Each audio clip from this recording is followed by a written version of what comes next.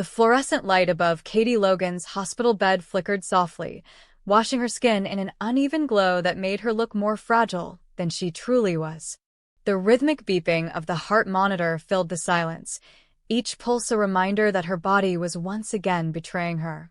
Her transplanted heart, the one she had promised herself she'd protect by living a calmer, more honest life, now thudded unevenly beneath her ribs, strained by years of stress, guilt, and the emotional storms that came with loving too much and forgiving too often. Her doctors spoke in cautious tones: rejection, hypertension, renal stress, clinical words that tried and failed to mask the truth. Katie was breaking down, one organ at a time, under the weight of everything she had refused to let go. Outside her hospital room, the world continued to spin in chaos. Forrester Creations was still reeling from the aftermath of Luna Nozawa's scandal, and the line between truth and myth had blurred beyond recognition. But for her son, Will Spencer, the world had already collapsed inward. He sat alone in the sterile waiting room, his head buried in his hands, the echo of his mother's labored breaths haunting him more than any sound. The doctors said she was stable for now, but Will didn't believe them. Stability, to him, had always been an illusion, one that shattered every time he tried to hold on too tightly. When Luna died, he told himself it was tragic but distant, a story that belonged to other people. But now, as Katie's life hung in the balance, every suppressed memory clawed its way back to the surface.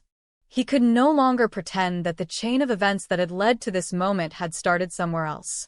It had started with him. Electra Forrester found him there hours later, his clothes wrinkled, his eyes bloodshot. She tried to offer comfort, sitting beside him, her voice soft and steady. "You can't blame yourself for everything," she said. But Will only shook his head. "You don't understand," he whispered. "It's all connected, Luna, my mom, all of it. I did this. I let it happen." At first, Electra dismissed his words as grief-induced guilt. But when he looked up, she saw the truth in his eyes, a haunted, hollow honesty that sent a chill down her spine. "What do you mean? You let it happen?" she asked quietly. Will hesitated, then buried his face in his hands again. "I can't," he murmured. "Not yet." Later that night, when a nurse suggested that Will see the hospital psychologist for his anxiety, he agreed. Maybe, he thought, confessing to a stranger would be easier than confessing to himself. In the dimly lit therapy room, under the hum of fluorescent lights and the faint scent of antiseptic, he began to speak. It started with the night of the crash, the night Luna Nozawa's car burst into flames on a lonely stretch of road outside Los Angeles. The official story said she had been driving too fast, under emotional distress. The police found no foul play. But Will remembered that night differently. He and Luna had met hours before her death. She had called him, desperate, begging for a chance to explain herself after their fight the week before, a fight about leaked photos, rumors of betrayal, and Luna's unraveling career. He had gone to meet her in a quiet parking lot near the old Forrester warehouse. The night was cold, the air sharp with the scent of rain and asphalt. She had been shaking, not from the weather but from fear. She said someone had been following her for days, sending her messages warning her to keep quiet about something she had discovered about Forrester's finances, about a shadow fund linked to her last campaign. Will had tried to calm her, but she was hysterical, clutching her phone, showing him messages from an unknown number. "You talk, you die. You stay silent, you live." She wanted to go to the police. Will, terrified and angry, told her to stop, that she was paranoid, that she was destroying herself. They argued. She got in her car and sped off into the night. He followed her for a few miles, hoping to make sure she got home safely, but then the road curved and her car, her beautiful, gleaming silver coupe, disappeared in a flash of fire and sound. He never told anyone he was there. Not the police, not his mother, not anyone. Because the next morning, he received his own message. "It's taken care of. Keep your mouth shut." The therapist listened silently, her pen hovering over the notepad but unmoving. Will's voice trembled as he continued. "I thought it was just a sick prank. But then everything started falling apart. Forrester, Luna's reputation, my mom's job. And then she got sick, and I thought maybe this is punishment. Maybe it's all my fault. When he left the session, he felt lighter, but only for a moment. Because what he didn't know was that the psychologist, bound by ethical duty, had filed a confidential report to the hospital board, a report that found its way, through administrative channels, to the hands of someone who should never have seen it, Brooke Logan. By the time Katie regained consciousness 2 days later, the air in her hospital room was heavy with secrets. The doctors smiled when she opened her eyes, but beneath their clinical relief was something tense, something unspoken. Her first question, as expected, was about Will. "Where's my son?" she asked, her voice raw from the ventilator. "He's here," Brooke said softly, appearing beside the bed. "He's been with you every minute." Katie nodded weakly, tears slipping down her temples. "Good," she whispered. But when she saw the hesitation in Brooke's eyes, she frowned. "What aren't you telling me?" Brooke hesitated, torn between sisterly protection and brutal honesty. Finally, she said, "Katie, there's something you should know. Will's been talking to a therapist. He said he was with Luna the night she died." The words hit harder than any physical pain. Katie tried to sit up, her monitors beeping wildly as panic surged through her. Brooke grabbed her hand, pleading, "Don't overreact. He's fragile. He thinks he's responsible, but there's more to it. There's something darker behind all of this." Katie stared at the ceiling, her breath shallow. The pieces were falling into place, the anonymous threats, the silence that followed Luna's death, the unspoken fear in her son's eyes. She wanted to scream, to demand answers, but her body betrayed her. All she could do was cry silently, her tears blending with the steady rhythm of the four-drip. When Will finally came to see her, he looked smaller than she remembered, his confidence stripped away, his youth devoured by guilt. He knelt beside her bed and took her hand. "Mom," he whispered, "I need to tell you something. I should have told you a long time ago." And he did. He told her everything about Luna's fear, about the messages, about the car. He told her about the stranger who had promised to handle things, though he still didn't know who it was.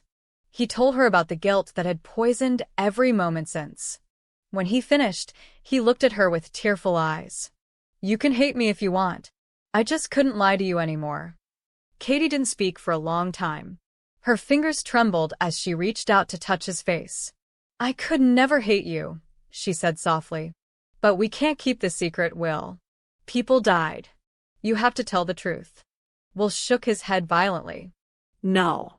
You don't understand." "Whoever did this, they're still out there. If I talk, they'll come after us.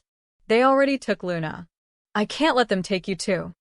That night, when everyone else had gone, Katie sat awake in the dark, her mind a storm of conflicting instincts. The mother who wanted to protect her child at any cost, and the woman who had built her life on integrity, truth, and justice. She thought of Luna's face, young and terrified, and of her own son, broken and haunted. Somewhere between them lay the truth, a truth that could either save or destroy them all. In the days that followed, Katie's condition fluctuated. Her doctors warned that stress could be fatal, but how could she rest when every decision she made could cost her son his freedom? Brooke tried to help, insisting they go to the police together, but Katie resisted. She wanted to know more first. She needed to understand who had manipulated her son, who had sent those messages, who had engineered Luna's death, and why. She hired a private investigator under the radar, someone unconnected to the Forresters or the Spencers. Within a week, the investigator uncovered something chilling, a trail of encrypted payments leading from an offshore account, the same one linked months ago to Arcturus Biodynamics, the company rumored to have rescued Luna's body. The final transfer had occurred just days before Luna's crash. The recipient? A name long buried in corporate silence, a former Forrester executive fired years ago for embezzlement. His new alias matched the one that had texted Luna before she died. Katie realized then that Will's silence hadn't just protected himself, it had protected the people who had used him as a pawn. Luna had discovered the corruption, and someone had silenced her. Well, had been caught in the middle. The knowledge broke her. One night, as the hospital windows glowed with city lights, Katie called Brooke and told her everything. "If I go to the police," she said, her voice trembling, "they'll destroy him. They'll drag him through every headline, every talk show. He'll be branded forever. But if I don't," Brooke's voice cracked, "you'll destroy yourself." Katie closed her eyes. Then maybe that's the price I have to pay. But fate gave her no time to decide. The next morning, when the nurse entered her room, Katie was gone. Her 4 lines were pulled out, her hospital gown abandoned on the chair. The cameras showed her walking down the corridor alone, pale and trembling, leaving through the back exit into the dawn. No one knew where she went. Not Will, not Brooke, not the doctors. 3 days later, a package arrived at the LAPD headquarters. Inside was a flash drive and a handwritten note. "For Luna. For my son. For the truth." The footage on the drive contained recordings, hospital security tapes showing the man who had visited Luna hours before her death, the same man who had sent Will those threatening messages. The evidence was enough to reopen the investigation. But Katie was never seen again. Some said she left to protect Will. Others believed her heart finally gave out somewhere far away. Will, racked with grief, carried both guilt and gratitude. His mother had saved him, but at the cost of herself.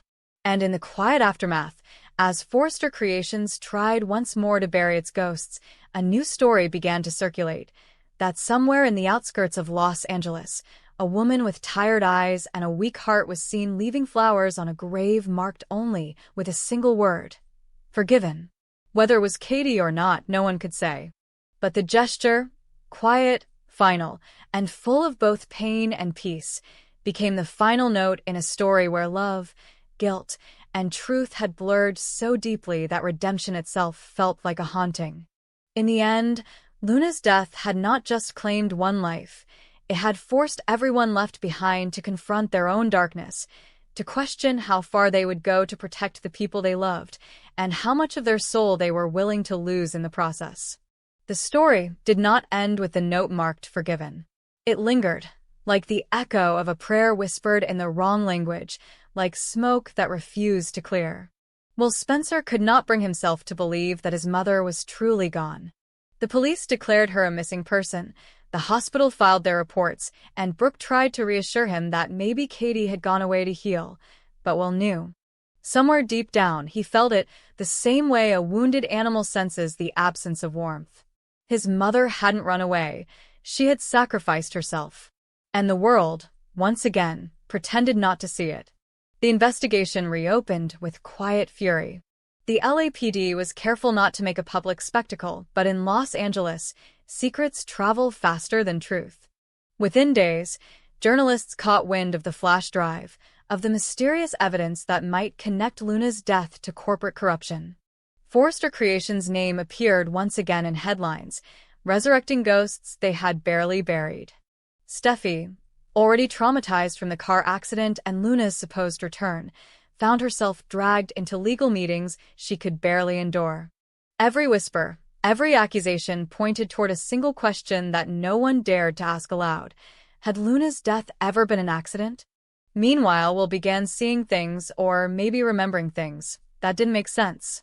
He found a small box in his mother's study, hidden behind old photo albums, containing 3 things: a silver bracelet engraved with Luna's initials, a vial of heart medication different from the ones prescribed to Katie, and a folded receipt from a roadside motel dated the night before Katie disappeared. Written in Katie's handwriting were the words, "I found him." Will brought the box to Brooke, his hand shaking. "She knew who it was," he said, his voice breaking. Brooke took the items gently, her mind racing. The receipt bore the motel's address, the same one near the industrial area where the investigator had traced the offshore account. "Then that's where we start," she said. They drove together, the sky gray and heavy with a threat of rain. The motel was the kind of place where people vanished easily, flickering neon, cracked concrete, and a front desk clerk who didn't care enough to remember faces. Brooke showed Katie's picture, The clerk hesitated, then nodded slowly. Yeah, he said. She was here. Stayed one night. Paid cash. Checked out before dawn. Left this behind. He handed them an envelope, thin and worn, marked only with a red lipstick print. Inside was a note in Katie's unmistakable handwriting. If anything happens, tell her to stop searching. They're watching. Brooke's breath caught. She wanted to call the police immediately, but Will refused. They didn't protect her before, he said quietly. They won't protect her now. His voice was filled with the same quiet determination that once defined his father, Bill Spencer, and Brooke knew that look. It was the look of someone who had nothing left to lose. Back in Los Angeles, the Forrester offices buzzed with tension.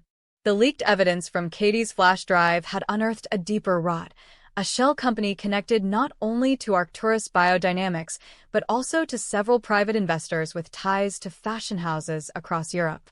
Among those names was one that made everyone pause: Dominic Ryland, a former associate of Bill Spencer and a silent shareholder in Forrester's European branch.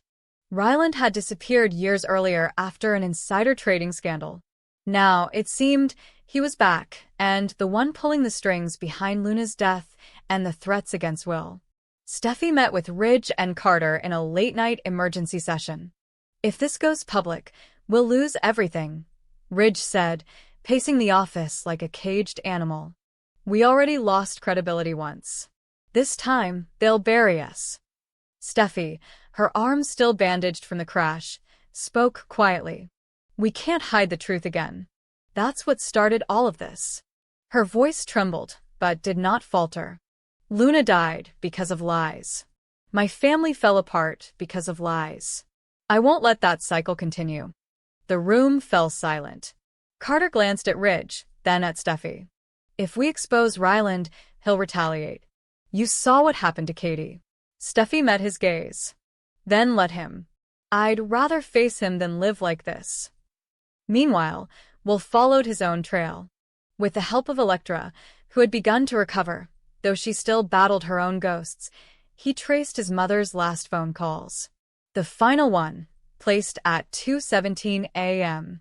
The night she vanished, lasted 6 minutes. The number was unregistered, but the signal had pinged near the same industrial warehouse where Luna's car had exploded months earlier. They went there together, under cover of night, the air thick with the smell of rust and oil. The building was abandoned, its windows shattered, its walls covered with graffiti. But deep inside, they found a door chained shut, the lock newly replaced. Will broke it open, his heart pounding, and what they found inside changed everything. The room was filled with files, hundreds of them, neatly organized, stamped with the logo of Arcturus Biodynamics.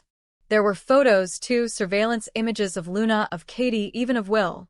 On a metal table sat a single folder labeled E-Project, Subject L. Inside was a photo of Luna after the crash, alive, heavily bandaged, and wired to medical machines. The caption beneath read, Phase 1, Recovery Successful. Elektra gasped.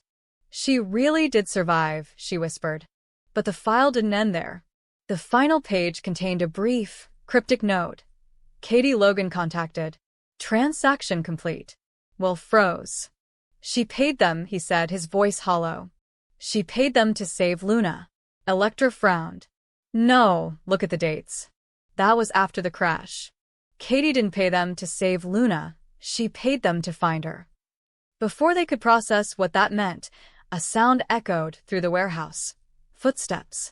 Will grabbed Elektra's arm, pulling her into the shadows as a man entered, his flashlight sweeping the room. The beam landed on the open file, and the man cursed under his breath. Damn it, she told them. He reached for his phone, but before he could make the call, Will stepped out of the shadows, rage overtaking fear. Who are you? The man froze, then smiled faintly. Your mother's son, he said. His voice was low, mocking. She thought she could outsmart us. She should have stayed in that hospital bed. Will lunged forward, but the man shoved him back and fled.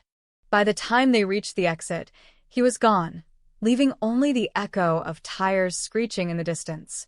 The police arrived minutes later, alerted by an anonymous call Will never made. Among the responding officers was Baker, the same detective who had handled Luna's case from the start. When Will showed him the files, Baker's face paled. "We've been chasing ghosts," he muttered. "Someone's been rewriting the narrative from the inside." The files were taken into evidence, but within 24 hours, the warehouse mysteriously burned to the ground. No suspects. No fingerprints. No trace of the documents Will had found, except for the copy he had made, which he hid in a locker at Spencer Publications. Days passed. Then weeks. And just as Will began to believe he had lost his mother forever, he received a message. No number, no name, just a video file. The footage was grainy, but the voice was clear. Katie sat in a dimly lit room, pale but alive. "Will," she said softly, "if you're seeing this, it means I'm safe for now. What I found, it's bigger than Luna. Bigger than any of us. They're experimenting, manipulating public memory, using the idea of Luna as leverage to control power and money. I can't come home yet. Not until it's over. Don't look for me. Protect the file. Trust no one." The video cut off abruptly. Will showed the recording to Brooke, whose tears came silently. "She's alive," Brooke whispered. "My God, she's alive." But relief soon turned to dread. Because within hours of receiving the video, Will noticed something odd. The same black car that had followed him weeks earlier was back, idling across the street. And when he looked closer, he saw a woman behind the wheel, her face obscured by the reflection of the glass, but her posture, her poise, unmistakably familiar. Electra came to his side, her voice trembling. "Is that?" Will nodded slowly, unable to finish the sentence. The car's headlights flashed once, twice, a silent warning, before it drove off into the night. That same evening, an envelope arrived at Forrester Creations addressed to Steffi. Inside was a single photograph, Katie, standing beside a woman who looked exactly like Luna, both of them facing the camera, their expressions unreadable. On the back, written in red ink, were the words, "The truth is never what you think it is." From that moment, Los Angeles became a stage once more. The players changed, but the performance the same. The past, the lies, the ghosts, all of them circling back for an encore. Will knew his mother was out there, but he also knew she was in danger, perhaps even complicit now, in something darker than anyone could understand. And as he stared at the photograph under the sterile light of his apartment, he felt the familiar pulse of fear that had begun the whole story. Luna's death had been the beginning of the end. Katie's disappearance was the start of something new, a war fought not in boardrooms or police stations, but in the shadows where truth itself could be rewritten. And this time Will vowed he wouldn't run. He would finish what his mother started, even if it meant confronting Luna herself, or whatever version of her now existed in the world that had forgotten how to tell the difference between the living and the dead.